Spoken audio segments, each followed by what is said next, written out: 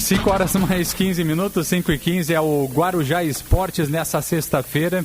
Vamos em frente com mais informações. A gente conversa agora sobre preparação psicológica dos atletas e das equipes de futebol. É isso mesmo, começando mais uma temporada 2021 e está conosco a psicóloga do Esporte Clínica, especialista, a doutora Silvia Deschamps, para falar sobre isso. Também já teve aí passagens, enfim, pelo Figueirense, tem experiência profissional na área e vai trazer também novidades para todos que estão conosco aqui na Guarujá. Doutora Silvia Deschamps, uma ótima sexta-feira, boa tarde. Boa tarde a todos.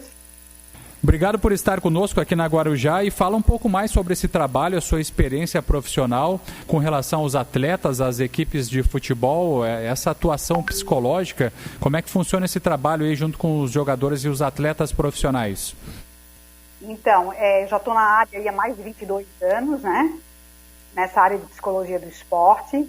E a gente está percebendo, especificamente, assim, do ano passado para cá, uma necessidade cada vez maior, né, desse trabalho de desenvolvimento psicológico, até mesmo pela situação de saúde mental que a gente se encontra no Brasil atualmente. A gente está sofrendo de uma epidemia de ansiedade e depressão. E no futebol não é diferente, tá? A FIFPro fez uma pesquisa em 2019 e levantou que 38% dos jogadores de futebol profissional apresentaram sintomas de ansiedade e depressão. E essa pesquisa foi refeita no passado, em 2020. Eles detectaram um aumento desses sintomas. Então, assim, é uma situação bem delicada e que a gente tem que estar atenta, né? A gente, enquanto profissional aí da área da psicologia, também, né, comissão técnica, dirigentes, famílias, todas as pessoas que fazem parte aí da trajetória, da carreira de um jogador profissional. Bom, tem vários exemplos que podem ser dados, eu trago um mais recente, até para que na sua experiência profissional nos fale também sobre esse acompanhamento. Tivemos aí o jogador do Figueirense, o Everton Santos, que há pouco tempo teve a perda do seu pai. Ele acabou não jogando em uma partida, só que há 4 dias depois já entrou em campo. Como que isso varia de jogador para jogador, mas como que você acompanha isso dentro dos clubes, ou já acompanhou?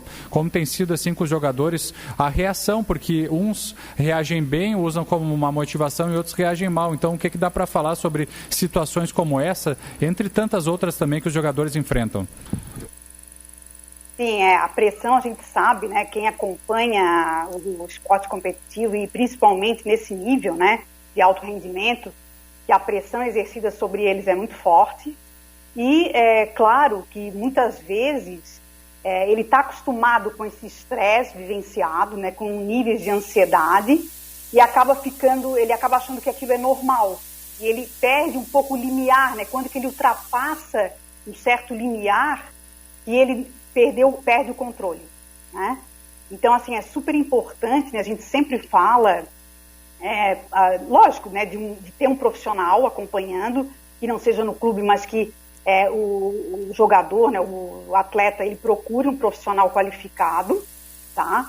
Para ter um acompanhamento e quanto antes ele, na verdade, cuidar desse aspecto, né, melhor vai ser para ele e para a carreira, né, já que a gente vai conseguir, na verdade, fazer trabalho, criar estratégia para ele controlar, né, esses níveis de ansiedade. E a gente vai ver que, por exemplo, ele não vai... o que a gente vê muitas vezes, né, em atletas em formação?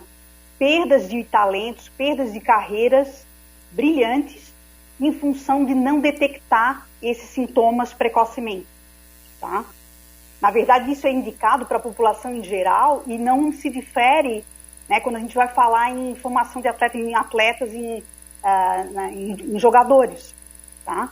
Então, quanto antes ele conseguir se perceber, né, por isso a importância, né, de ele estar sempre em contato com ele, estar atento aos sintomas que ele apresenta, para ele poder buscar ajuda quando ele sentir necessidade. E uma outra coisa que é importante também, né, a gente desmistificar o preconceito, né, porque muitas vezes eu não me perceber nesse sentido me leva ao adoecimento. E aí sim, eu tenho que ir, quando eu passo para a doença e tenho que entrar com medicação, né, E muitas vezes a gente percebe que existe uma omissão, né? Muitas vezes no ambiente esportivo de atletas, é muito mais comum do que a gente imagina. Essa pesquisa está demonstrando isso. E são dados realmente importantes de serem observados. Ao vivo conosco aqui no microfone da Guarujá, psicóloga de esporte e clínica, a doutora Silvia Deschamps. E os técnicos de futebol, enfim, até mesmo quem trabalha diretamente com os atletas, o quanto significa também e reflete dentro de campo o bem-estar do jogador psicológico para que ele consiga fazer um bom trabalho e realmente ter um rendimento máximo. Como funciona esse trabalho junto com a comissão técnica e com os atletas? É muito importante tu colocar sobre isso, porque eu até trago para vocês um estudo recentemente publicado sobre o impacto de mudanças no comando técnico no futebol brasileiro. Foi um estudo em longo prazo, tá? Feito por pesquisadores da Universidade da Alemanha, onde eles fizeram com 264 técnicos, tá? Em 41 clubes, durante 16 temporadas, entre o período de 2003 a 2018. E eles tiveram relatos de técnicos, porque a gente vai falar assim, não, é só o jogador que vive essa situação de estresse ou de ansiedade. Não, os técnicos relataram, tá, nesse estudo, e eles mesmos perceberam sinais neles de frustração, de estresse, de ansiedade. Em função da alta rotatividade que acontece no Brasil, né, que faz bem parte da cultura do Brasil, do cargo deles, eles, na verdade, sofrendo, né, tendo prejuízo de saúde mental e física, os próprios treinadores, né? E aí, tendo aí sintomas, por exemplo, de oscilação de temperamento, sono desregulado e até mesmo disfunções cardiovasculares. Quer dizer, olha só, a gente está falando, né, de um ambiente esportivo onde o técnico exerce uma função, é uma figura de liderança forte e ele mesmo sofrendo disso, né? Então, uma coisa que eu sempre, quando eu trabalho com técnicos, tive a oportunidade de trabalhar com técnicos que, na verdade, tinham abertura para o trabalho, apoiaram o meu trabalho, sempre tive muita sorte com relação a isso, de estarem disponíveis, eu me colocava disponível para conversar quando eles precisassem, se eles precisassem do meu suporte psicológico, eu estava ali para dar esse suporte.